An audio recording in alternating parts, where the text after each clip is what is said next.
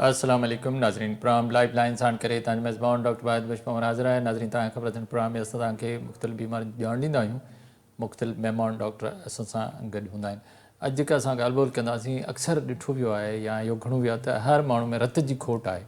ॿार हुजनि, वॾा हुजनि, या ख़ासि तौर ते औरतुनि में रत जी खोट। रत जी खोट छो थींदी आहे या रत जूं कहिड़ियूं बीमारियूं आहिनि, उनखां असां बची कीअं सघंदा आहियूं। जिस्म जी जीअं ॿियनि हिसनि जूं बीमारियूं आहिनि त रत जो बि हिकिड़ो निज़ाम आहे, उन में मुख़्तलिफ़ सेल आहिनि, उन्हनि जूं मुख़्तलिफ़ बीमारियूं आहिनि। ऐं कॾहिं कॾहिं त रत लॻाइणो बि पवंदो आहे, रत जूं दवाऊं बि आहिनि, रत जूं बीमारियूं बि आहिनि।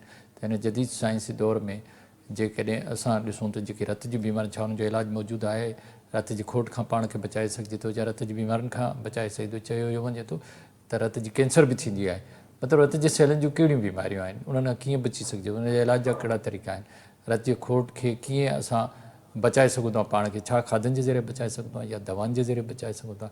त असां इन पहलू ते ॻाल्हि ॿोल कंदासीं त इहे जेके रत जूं बीमारियूं आहिनि, उनजे इलाज जा जदीद साइंसी दौर में कहिड़ा तरीक़ा आहिनि।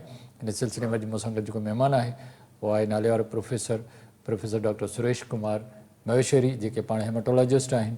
ऐं प्रोफेसर साहिब खां पुछंदासीं त रत जूं कहिड़ियूं बीमारियूं आहिनि, उनखां पाण खे कीअं बचाए सघिजे थो।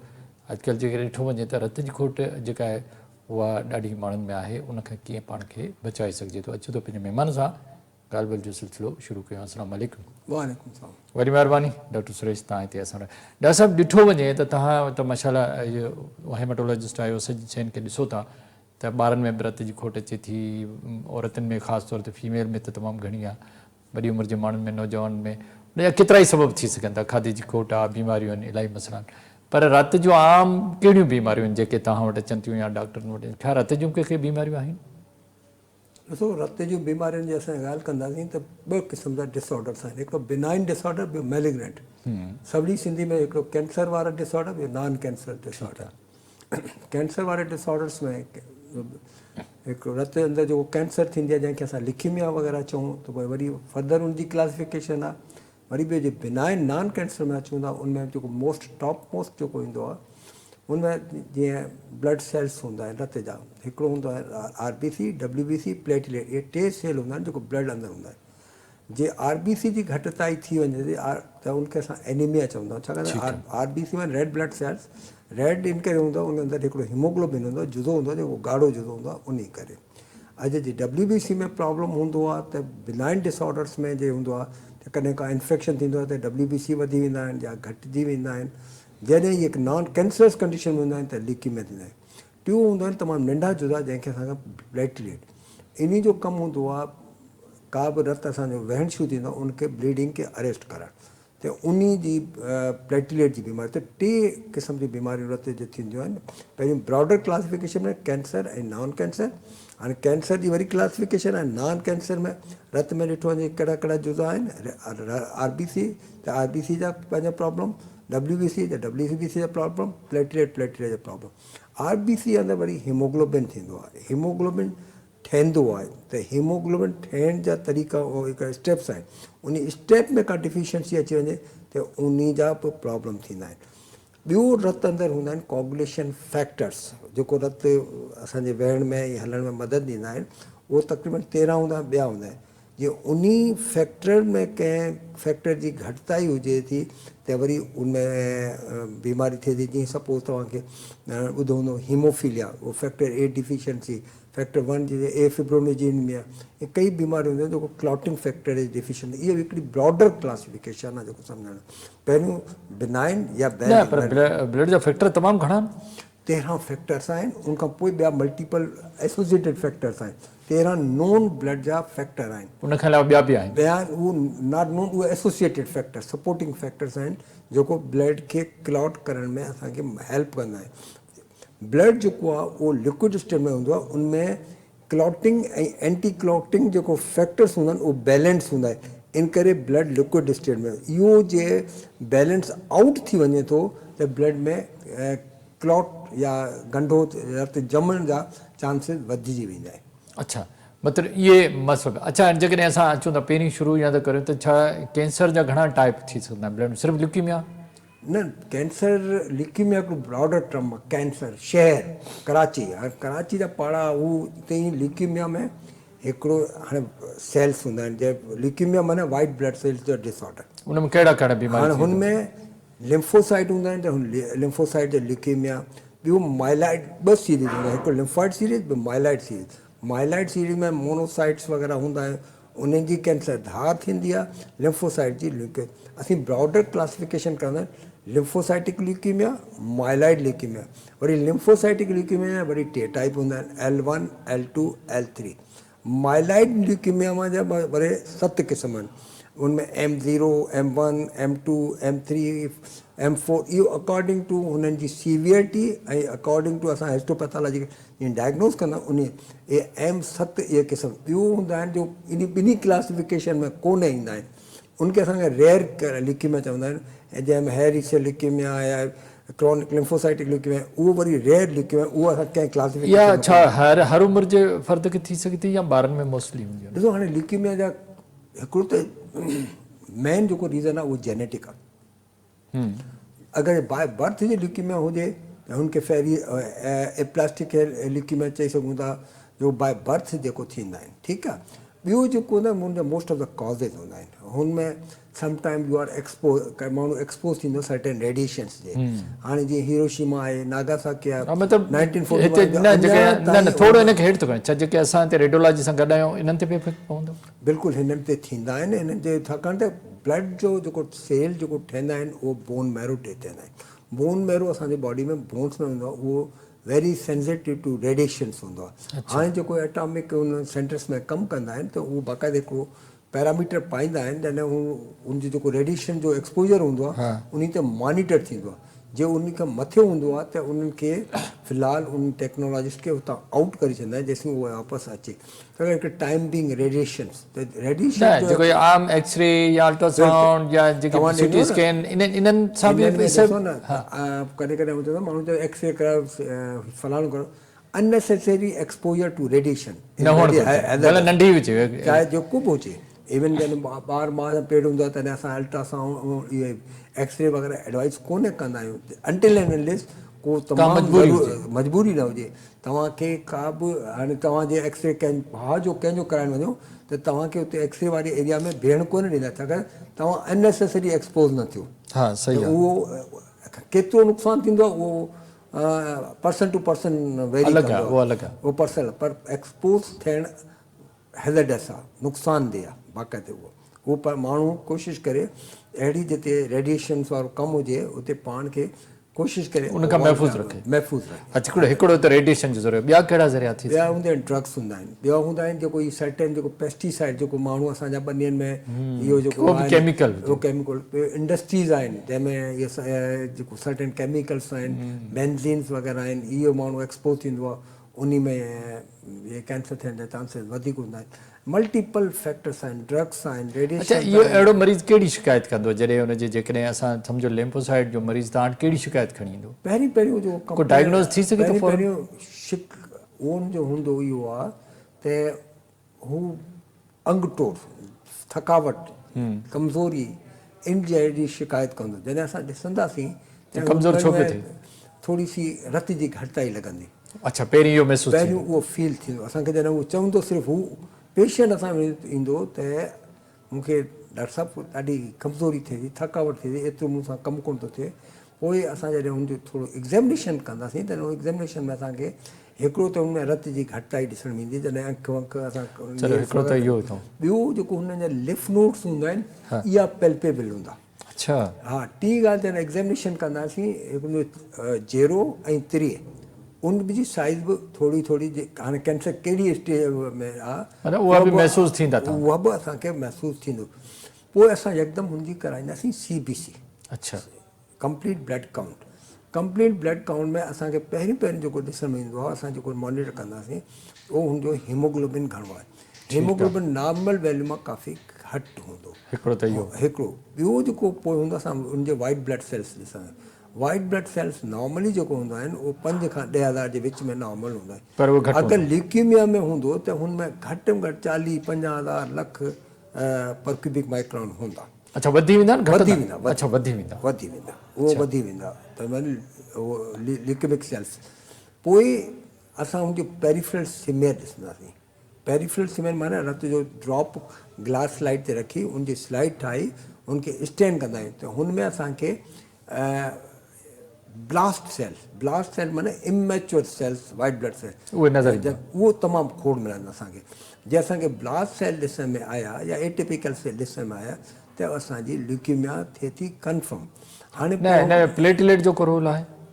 प्लेटलेट वरी अलॻि आहे। हाणे अच्छा। उहो ॾिसो न, हाणे बोन मैरो मां RBC WBC प्लेटलेट टे ई ठहंदा आहिनि। जे WBC वधीक ठहिणु शुरू थिया त माना WBC जेको टिशू ठाहे पियो उहो थोरो एक्सपेंड थी वियो। उहो एक्सपेंड थी वियो त प्लेटलेट ठाहिण वारो टिशू थोरो सप्रेस थी वियो हुनमें, त प्लेटलेट जी काउंट ऑटोमेटिकली थोरी लो थी वेंदी आहे, RBC जी काउंट लो थी वेंदी आहे। इन करे एनीमिया उहो सॼो फैक्ट्री में टे ई टिशू एट अ टाइम गॾु आहे। अच्छा ब्लड टेस्ट खां पोइ तव्हां हुनजो डायग्नोज करे पोइ इलाज शुरू पोइ न पोइ उहो ल्यूकीमिया थी वियो। हाणे उहो असांजी हिकिड़ी प्रिज़म्पटिव डायग्नोसिस न त कंफर्म डायग्नोसिस। पोइ असांखे टू मेक इट कंफर्म असांखे वरी bone marrow DR and biopsy करणी पवंदी। बिल्कुलु असां विदाउट बोन मैरो हिकिड़ी त ॻाल्हि इहा आहे त ल्यूकीमिया जी कहिड़ी टाइप आहे ऐं कहिड़ी स्टेज आहे। हाणे M0 आहे M1 सॼी असांजी मैनेजमेंट डिपेंड उन ते करे थी।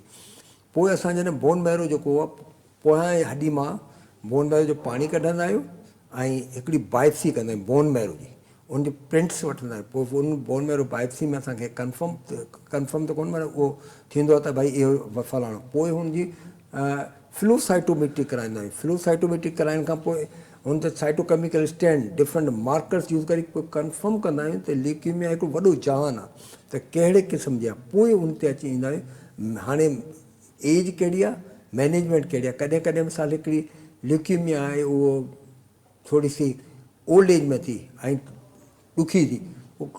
Certain cancers are good cancer. Good cancer इन करे मां चवंदो आहियां त उनजी ट्रीटमेंट थोरी पॉसिबल आहे, उनमें जे ट्रीटमेंट ॾियण सां माण्हू जो लाइफ स्पैन वधी वेंदो आहे। बैड कैंसर उहो आहे उनमें असां केतिरो बि ॾियूं रेजिस्टेंस एतिरो हूंदो आहे, माण्हू जी लाइफ स्पैन खे असां नथा वधाए सघूं। त उनखे आउं अक्सर करे बैड कैंसर चवंदो आहियां त नॉट गुड कैंसर। त उहो थींदे ल्यूकीमिया जेको असांखे CBC plus bone marrow biopsy, bone marrow DR, patient जो क्लिनिकल एग्ज़ामिनेशन ऐं पेशेंट जी सॼी हिस्ट्री खां ख़बर पवंदी आहे। पोइ उन हिसाब खां पोइ ट्रीटमेंट मुंहिंजी फॉलो। इहो त थियो ठीकु आहे कैंसर ते। नॉन कैंसर में कहिड़ी बीमारियूं ख़ासि तौर? नॉन कैंसर में असांजे पंहिंजे एरिया में ॾिसंदासीं त नॉन कैंसर में हिकिड़ो त रत जी घटिताई आहे जेको RBC जी। अच्छा अचूं था RBC जे टुटण या हुनजो घटिताई, रत जी घटिताई जो सबबु छा आहे? छा खाद खुराक न खाइणु?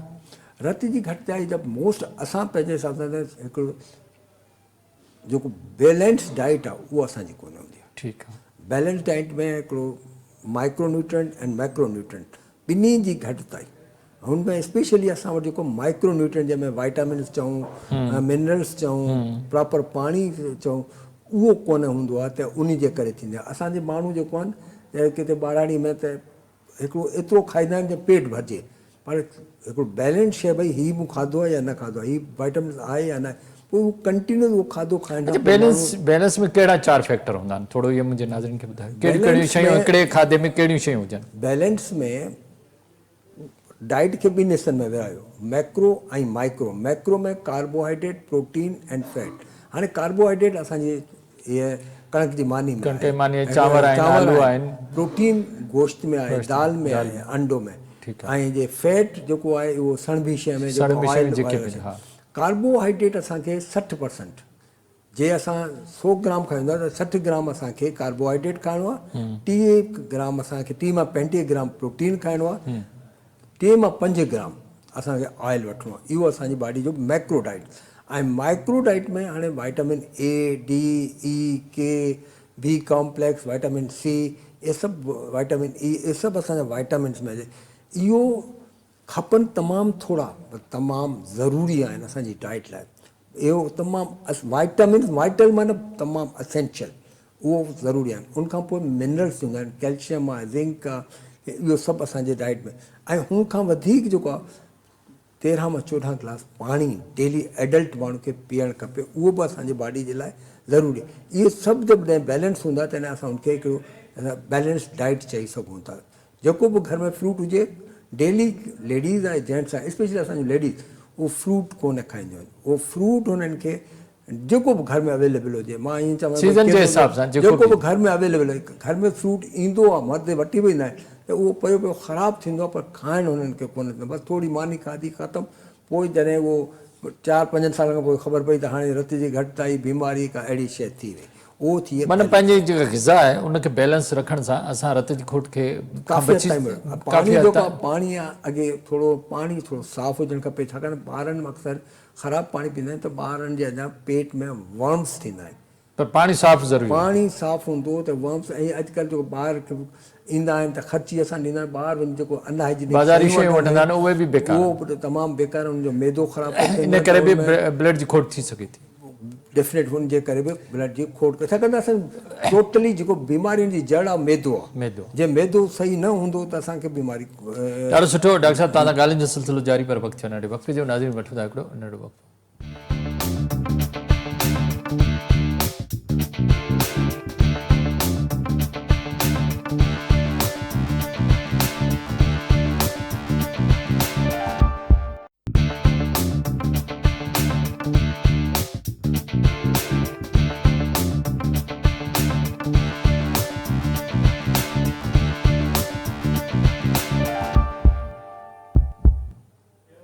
वेलकम बैक नाज़रीन। अचो पंहिंजे ॻाल्हियुनि जो सिलसिलो ॿीहर पंहिंजे महिमान सां शुरू करियूं। अच्छा डॉक्टर साहब, जेकॾहिं हिकिड़ो त खाधो बैलेंस हुजे त असांजी रत जी खोट घटंदी आहे, पर जेकॾहिं कंहिंखे रत जी खोट थी वई आहे, एनीमिया थी वई आहे, त छा हुनजो इलाजु बहितरीनु मौजूदु आहे? जी, असां हिकु दफ़ो लेबल कयो एनीमिया। एनीमिया माना हिकिड़ो त रत जे पंहिंजे अंदरि कॉज़ हूंदी आहे, हिकिड़ो का बीमारी अंदरि हुजे, क्रॉनिक एनीमिया का हुजे, का टीबी हुजे, का लिवर जी प्रॉब्लम हुजे, का GIT जो प्रॉब्लम हुजे, उनजे करे थियो। असांखे पहिरियों त रूल आउट कयो। हाणे जे रत असांजो घटि आहे त माण्हू छा कंदा आहिनि त ॿारहाड़ी में यकदमि हुनखे विदाउट नोइंग द कॉज़ करण खां अॻियां उनजो इलाजु शुरू कंदा आहिनि। इहो तमामु ग़लति शइ आहे। अॼु मां इन प्लेटफॉर्म चवां थो, का बि जॾहिं तव्हां लेबल कयो त एनीमिया, पहिरियों हुनजो कॉज़ मालूम कयो त कॉज़ छा आहे, पोइ ट्रीट कयो। कॾहिं कॾहिं सबबु छा आहे हिन जो? हा, हाणे कॾहिं कॾहिं छा थींदो आहे, हीमोग्लोबिन 6 थी वियो त हुनजो कॉज़ आहे हिकिड़ो आयरन डिफिशियंसी। त छा कंदा आहिनि उहो त भई रत चढ़ाए, रत घटि आहे, ईअं न कयो। ट्रांसफ्यूजन तव्हांजो ऑप्शन शुड बी लास्ट। पहिरीं तव्हां हुनजो, मिसाल मुंहिंजो तव्हां टेस्टूं करायूं, ख़बर पई तव्हांखे हुनजी आयरन कमु आहे, फॉलिक एसिड कमु आहे, तव्हां हुनखे आयरन फॉलिक एसिड ॾियो, हफ़्तो खनि बिल्कुलु आरामु कयो, तव्हां ॿिए हफ़्ते ॾिसंदा हुनजो जेको हीमोग्लोबिन 6 आहे उहो 8 थींदो। तव्हां 1 ग्राम हीमोग्लोबिन वधाइण लाइ तव्हांखे हिकिड़ी पिंट रत ॾियणी पए थी, त उहा तमामु हांजेकार आहे। इन खां बहितर तव्हां पहिरियों कॉज़ फाइंड आउट करो त आयरन जी घटिताई आहे, B12 जी कमी आहे, आयरन जी कमी आहे, कहिड़ी शइ जी घटिताई आहे। Treat according to the cause. ठीकु आहे। जेको कॉज़ आहे उनखे ट्रीट कयो, माण्हू पाण ई इम्प्रूव कंदो। जंहिंजे वर्म्स आहिनि त पहिरियों उनखे, हाणे हींअर विच में मुहिम हलाई ॿारनि में डीवर्म आहे, डीवर्म करण जी मुहिम जो मक़सदु इहो हो त ॿारनि अंदरि जे वर्म्स आहिनि त उहो रूल आउट कनि, जीअं ॿार जे रत जी घटिताई आहे उहो कुझु बहितरु थियनि। वॾा बि डीवर्म करे सघनि था पाण खे?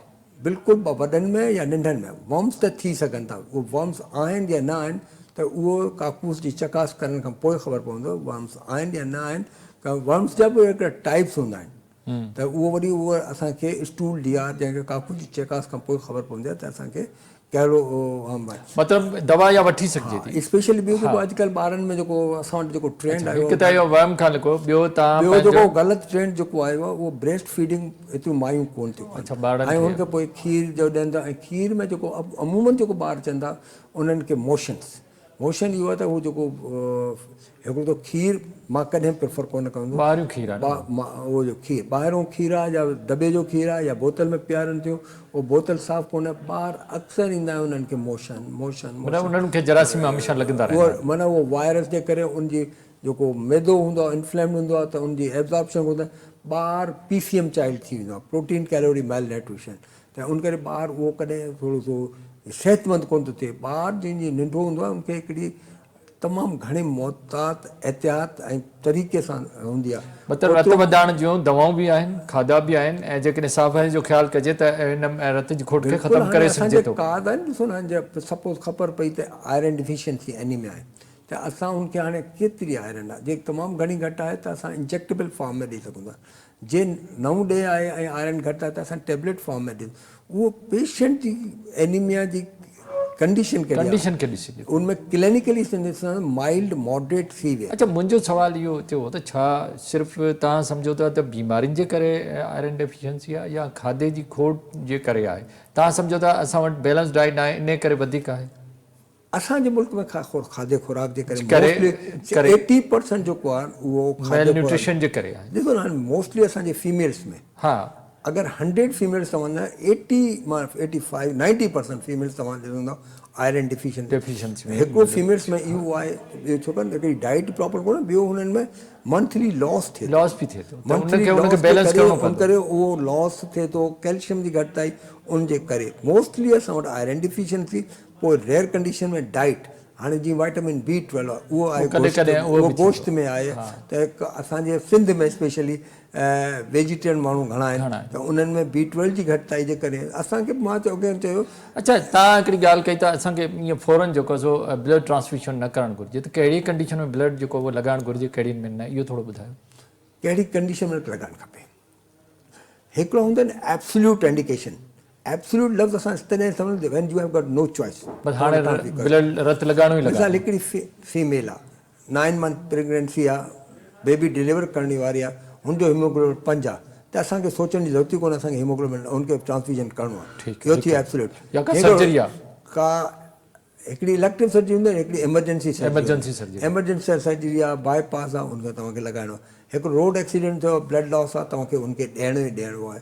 ऐं कॾहिं कॾहिं हूंदो आहे ब्लड लॉस थियणो हूंदो आहे, तॾहिं तव्हांखे ॾियणो ई ॾियणो आहे।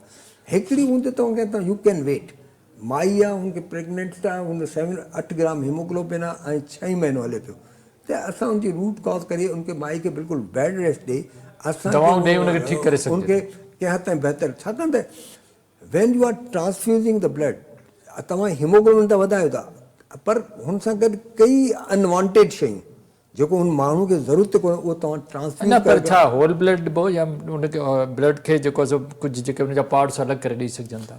हाणे इहो सुठो हिकिड़ो सुवालु आहे, त माण्हू ट्रांसफ्यूजन सम्झनि रक्त सॼो ॾियनि, ब्लड कोन्हे। हाणे ब्लड जी कहिड़ी प्रोडक्ट, हा, मुख़्तलिफ़ हुन मां प्रोडक्ट, हाणे हिकिड़े रत मां दुनिया में 104 मां 115 प्रोडक्ट कढियूं वेंदियूं आहिनि।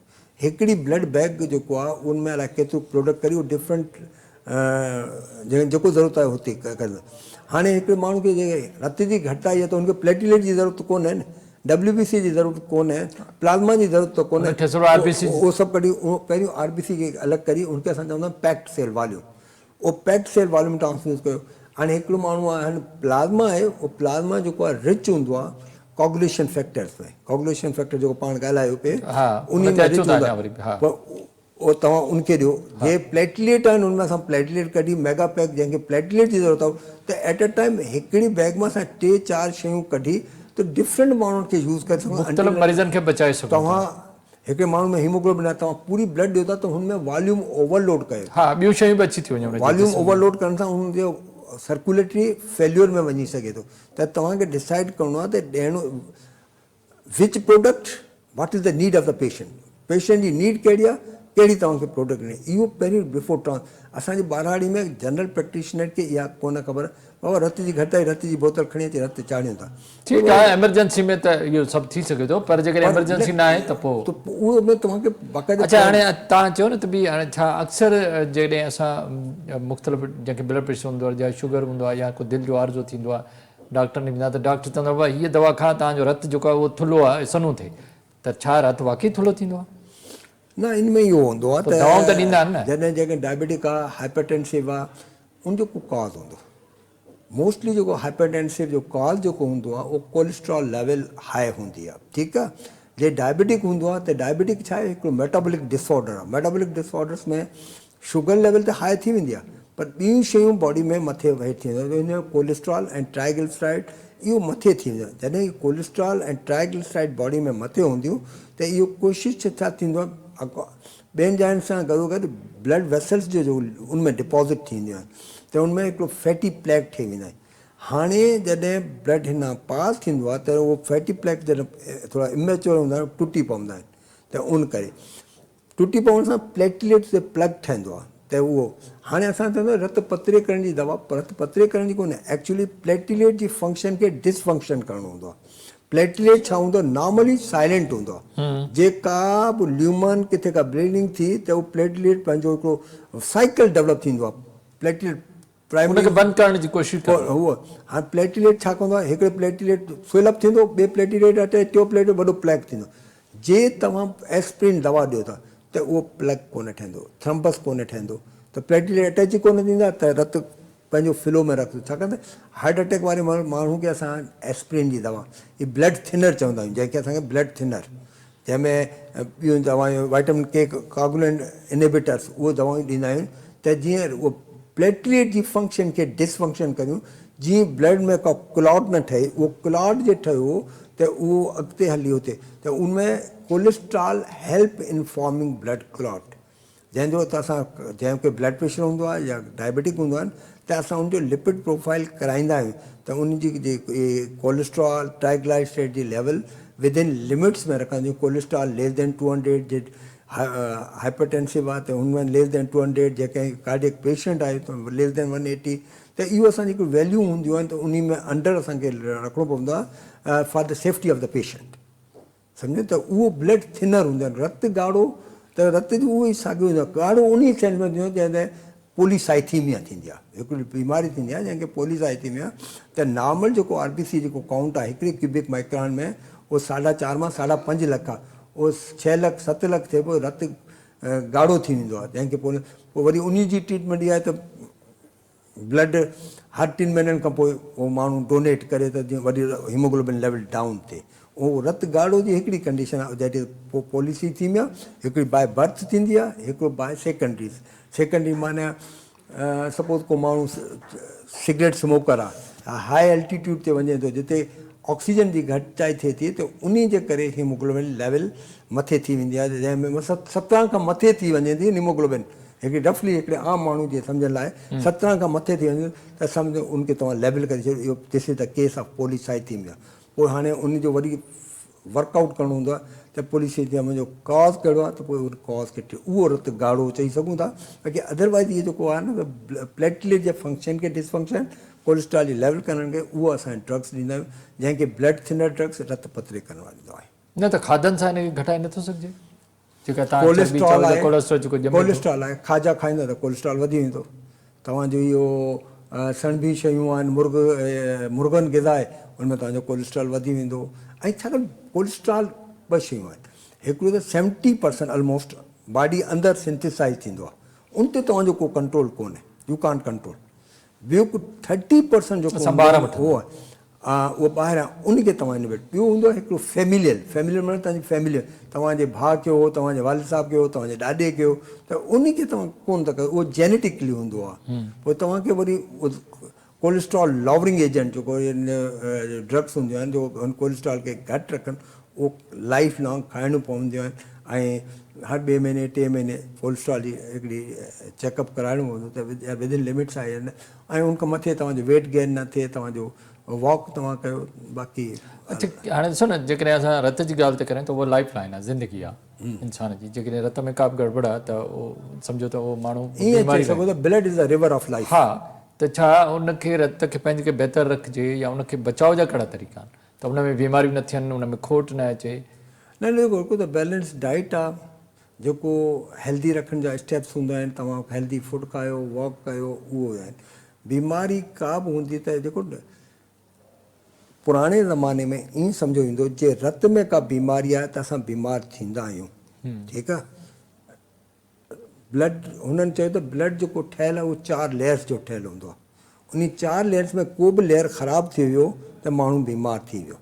ऐं माण्हू ॿियूं को बीमारी अॻे पुराणे ज़माने में कोन, इहा पुराणी स्कूल जी थॉट या मिथ हुई, पर हाणे उहा मिथ चेंज थी वई आहे। बॉडी जी हर बीमारी चाहे लंग्स जी हुजे, चाहे ब्रेन जी हुजे, चाहे लिवर जी हुजे, चाहे किडनी जी हुजे, रिफ्लेक्ट फ्रॉम ब्लड। हा blood reflect from blood. Blood में तव्हांखे यूरिया क्रिएटिनिन ॾिसणी आहे त किडनी ख़बर पवंदी, LFT ॾिसणी आहे त जेरो ख़बर पवंदी, जे लंग्स जो तव्हांखे ॾिसणो आहे ऑक्सीजन सेचुरेशन त वरी त ब्लड तव्हांखे इनडायरेक्ट तव्हांजी बॉडी जो माना हिकिड़ो वाहिद बॉडी जो टिश्यू आहे तो वधि में वधि रिसर्च कयो वञे थो, इन मां वधि में वधि बॉडी जी ॼाण असांखे मिली सघे थी। हा पोइ कहिड़ी इहो बि बीमारी वधीक आहे, हर असांखे बीमारी लाइ टेस्ट कयो वञे थो। इहो असांखे गाइड कंदी आहे त असांखे हाणे वधीक फर्दर कहिड़ो छा करणु खपे।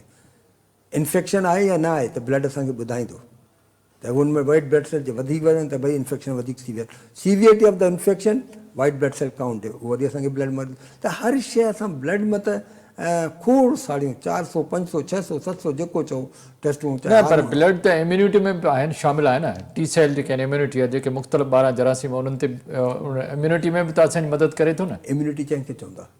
टू प्रोटेक्ट, हा to protect our body we need a ॿाहिरां प्रोटेक्शन करण लाइ पुलिस हूंदी आहे त बॉडी खे प्रोटेक्ट करण लाइ वाइट ब्लड सेल्स हूंदा आहिनि। वाइट ब्लड सेल्स नॉर्मली जेको आहिनि ॿिनि क़िस्म जा हूंदा आहिनि, 5 सेल्स हूंदा आहिनि, हिकिड़ो ग्रेन्युलोसाइट ऐं ए ग्रेन्युलोसाइट। ग्रेन्युलोसाइट में न्यूट्रोफिल, इज़ोनोफिल, बेज़ोफिल ऐं ए ग्रेन्युलोसाइट में लिम्फोसाइट ऐं मोनोसाइट हूंदा आहिनि। इन सभिनी जो फंक्शन हूंदो आहे, ओवरऑल जेको फंक्शन असां चवंदा आहियूं protection of the body, they behave like a police of the body. को बि असां में इन्फेक्शन थींदो उनखे पहिरियों जेको आहे इहो असांजी बॉडी जी इम्यूनिटी वर्कअप कंदी, यानी उहो इम्यूनिटी असांजी फेल थिए थी त असां वधीक बीमार थियूं था त पोइ असां एंटीबायोटिक ॾिठो वञे थो। असां वटि हिते अञा असां पंहिंजी इम्यूनिटी खे वर्कअप ॾियण खां अॻु में ई दवाऊं वठी छॾींदो त वरी उहो जेको एंटीबायोटिक वठींदो आहे त उहो असांखे फ़ाइदो त ॾियनि थो, असांजी इम्यूनिटी खे सप्रेस करे छॾनि थी। त कोशिशि कजे त असांजी इम्यूनिटी बहितर रहे। त ॿाहिरि मुल्क में एंटीबायोटिक तव्हांखे एतिरो जल्दी फ्रीक्वेंट कोन ॾींदो जेतिरो असां हिते सेल्फ मेडिकेशन कंदा आहियूं। हीअं तव्हांखे का बि एंटीबायोटिक खपे थी तव्हां वठी सघो था, त उहो self medication again are dangerous and hazardous thing, त उहो असांजी इम्यूनिटी खे सप्रेस करे थी। वाइट ब्लड सेल्स जेको हूंदा आहिनि उहा असांजे जिस्म जी इम्यूनिटी आहे, टी सेल हूंदा आहिनि, T4 जा जेके उनमें न न्यूट्रोफिल इमीडिएट जेको सम्झो बॉडी जी पुलिस जेको रिएक्शन थियो, पहिरियों जेको इन्फेक्शन थियो जे न्यूट्रोफिल काउंट वधियल आहे त माना हींअर ई तव्हांजो इन्फेक्शन थियो आहे। पोइ इज़ोनोफिल वधंदो जॾहिं तव्हां में बॉडी में एलर्जी हुजे। बेज़ोफिल जॾहिं थींदो आहे जॾहिं तव्हां जेको एंडोक्राइन को अहिड़ो डिसऑर्डर अहिड़ो हुजे। हाणे लिम्फोसाइट जे न्यूट्रोफिल में इन्फेक्शन कवर न थियो त तव्हांजी सेकेंड काउंट वधंदी लिम्फोसाइट जी। लिम्फोसाइट जा वरी 4 क़िस्म हूंदा आहिनि, टी लिम्फोसाइट, बी लिम्फोसाइट, वरी नल सेल, नेचुरल किलर सेल, ऐं वरी हिन जा पंहिंजा क़िस्म हूंदा आहिनि। वरी मोनोसाइट, मोनोसाइट जेको आहे उहो अहिड़ो सेल आहे बॉडी ब्लड जो वॾे में वॾो सेल जेको आहे उहो मोनोसाइट आहे। हाणे उहो मोनोसाइट छा कंदो आहे, उहो पाण खे कन्वर्ट कंदो आहे मैक्रोफेज में, पोइ उहो इन्फेक्शन खे कंट्रोल कंदो आहे। हिन ओवरऑल असांजी इम्यूनिटी अलाह साईं तमामु सुठी ठाही आहे। ॿिया बि फैक्टर आहिनि other than blood, they also function as immunity, पर असां उन खे इम्यूनिटी खे स्ट्रांग करण लाइ त असांखे खाधा अहिड़ा खाइणु खपनि जेको असांजी इम्यूनिटी खे स्ट्रांग करणु खपनि। स्पेशली बैलेंस डाइट जी 90% असांजो इहो रोल प्ले करे थी असांजी इम्यूनिटी। असां बेसिकली जेको लैकिंग कंदा आहियूं या असां में घटिताई हूंदी आहे त उहा असां बैलेंस डाइट कोन था खायूं। न हिकिड़ी ॻाल्हि आहे डॉक्टर साहिबु, जेकी परेशानी आहे असां ते, स्ट्रेस आहे, टेंशन आहे, छा उहो बि असांजी इम्यूनिटी खे घटाए थो? हा 100%। स्ट्रेस हिकिड़ो वाहिद आहे जो साइलेंटली असांजी बॉडी जे हर सिस्टम ते इफेक्ट करे थो। स्ट्रेस में छा थींदो आहे, असां में मुख़्तलिफ़ हार्मोन रिलीज़ थींदा आहिनि। हार्मोन रिलीज़ थींदा। हीअं मिसाल तव्हां ते मां कावड़ कयां थो, तव्हां मूंखे मां तव्हां ते कावड़ कंदुमि, पोइ तव्हांजो नुक़सानु थिए न थिए मुंहिंजो नुक़सानु बॉडी लाइ थींदो ई थींदो। त कॾहिं बि कोशिशि कयो ॿियनि ते तव्हां जल्दी रिएक्ट न कयो। तव्हां पाण खे काम एंड क्वांटिटी ॿिए तव्हांजे रिएक्शन लाइ साम्हूं जो नुक़सानु थिए न थिए त तव्हांजो थींदो। स्ट्रेस तव्हां कंदव, स्ट्रेस जो फ़ाइदो थिए न थिए पर नुक़सानु ज़रूरु थींदो। त कोशिशि कयो तव्हांजी लाइफ में हिकिड़ी नॉर्मल रिधम हुजणु खपे, काम, क्वाइटनेस, सोबर, उहो सभु हुजणु। त स्ट्रेस त असांजे हर ज़िंदगी जे हर स्टेज ते आहे न, मुख़्तलिफ़ स्ट्रेस आहे। जॾहिं जे असांखे वर्क जो स्ट्रेस आहे, मसलनि जो स्ट्रेस आहे, इकोनॉमी जो स्ट्रेस आहे। स्ट्रेस असां बॉडी स्ट्रेस थींदी त असांजे डिफरेंट स्टीरॉइड ऐं इहो रिलीज़ थींदा, इहो रिलीज़ थींदा, इहो अगेन असांजी इम्यूनिटी ते उहो त रत में वेंदा सिधो, रत ते वेंदा, स्टीरॉइड रिलीज़ थींदा त उहो असांजी इहे WBC काउंट खे डिक्लाइन कंदा, ॿियनि खे इम्यूनिटी घटि करे। त कोशिशि कयूं त असां पंहिंजी लाइफ में हिकिड़ो त न्याज़ ऐं निवृत थधोपण उहो हुजे त असांखे उहो बि हिकिड़ो बीमारियुनि खे बचाइण जो तरीक़ो आहे। त असां में उहो लाइफ में असां जेतिरो बि असां में उहो हींअर अॼुकल्ह जे दौर में उहा जेको Stress त सबर घणो आहे आहे। सबर ख़तमु थी वियो आहे। छाकाणि अॻे ज़माने में हूंदो ख़त लिखंदा हुआसीं पर पहुचंदो पोइ 15 ॾींहं पोइ असां इंतज़ारु कंदा। हाणे हीअं तव्हां हिकु मोबाइल ते मैसेज कयो जो वापसि न वरी मैसेज त असां में उहो सबर वारी कुवत ई ख़तमु थी वई आहे। जेको दुनिया एॾी फास्ट थी वई आहे त V want everything in a quick minutes seconds microsecond में ख़तमु थिए। उहो स्ट्रेस असांजे जेको लाइफ हाणे ॾाढी फास्ट थी वई आहे इन करे माना उनजो बि असांजे रत जे सेल ते हिकिड़ो बिल्कुलु, इफेक्ट आहे ऐं उहो असांजी इम्यूनिटी खे घटाए सघे थो। घटाए सघे। त मतिलबु पंहिंजे स्ट्रेस खे बि कंट्रोल करिणो पवंदो। स्ट्रेस वाइड साइलेंटली जेको तव्हांजे हर सिस्टम खे इफेक्ट करे थो, चाहे किडनी आहे चाहे लंग्स आहे चाहे तव्हांजी इम्यूनिटी आहे। छा इम्यूनिटी खे वधाइण लाइ असांखे दवाऊं खाइणु घुरिजनि या सिर्फ़ु खाधा? ॾिसो खाधनि में कंट्रोल थी सघे थो अनलेस हाणे पाण आहियूं ऑफिशियल माण्हू। ऑफिशियल मीन्स सुबुह जो नौकिरी ते हुते वञूं था को न को शइ घटि त कोशिशि कजे हिकिड़ो मुंहिंजो पंहिंजो ज़ाती Supplement वठणु घुरिजे। सप्लीमेंट जेको बी कॉम्प्लेक्स सप्लीमेंट आहिनि हफ़्ते में 2 या 3 दफ़ा कैल्शियम वाइटामिन डी इहो वठण में को हर्ज कोन्हे, फ़ाइदो आहे को नुक़सानु हिन जो कोन्हे। त उहो असांखे जेतिरो फ़ाइदो ॾे परसेंट टू परसेंट माना रत जी जेके बीमारियूं उन सभिनि जो इलाजु मौजूदु आहे। सभिनी बीमारियुनि जो मौजूदु कोन्हे। 70, 80, 90% आहे। थी सघे थो सुभाणे परीं काफ़ियुनि जो अचे नयूं बीमारियूं अचनि पियूं रोज़ु को न को। त मोस्ट ऑफ द बीमारियूं जिते को न ख़बर इलाजु आहे कंट्रोल आहे माना लाइफ सुठी गुज़ारे हाणे सघे। इहो असां कोन था चई सघूं त अंटिल एंड अनलेस तव्हां वेंदा ई कोन्हे इलाजु कराइण कोन्हे त तव्हांखे ख़बर कोन हूंदी। पर जेकर इलाजु करायो त बहितर थी सघो था। बिल्कुलु बिल्कुलु थी हिन डॉक्टर पोइ साहब मैसेज चवंदो पैगाम चवंदो तव्हां पैगाम इहो आहे त मां पंहिंजे माण्हुनि खे इहो चवंदुसि त कोशिशि कयो त बीमारी खां बचण लाइ prevention is better than cure. तव्हां साफ़ु पाणी पियो, साफ़ु खुराक खायो, बैलेंस डाइट खायो, उन में तव्हांजी पंहिंजी लाइफ बहितर रहंदी, रत जी घटिताई कोन थींदी, तव्हांजो दिली दिमाग़ तौर ते तव्हां बहितर रहंदा।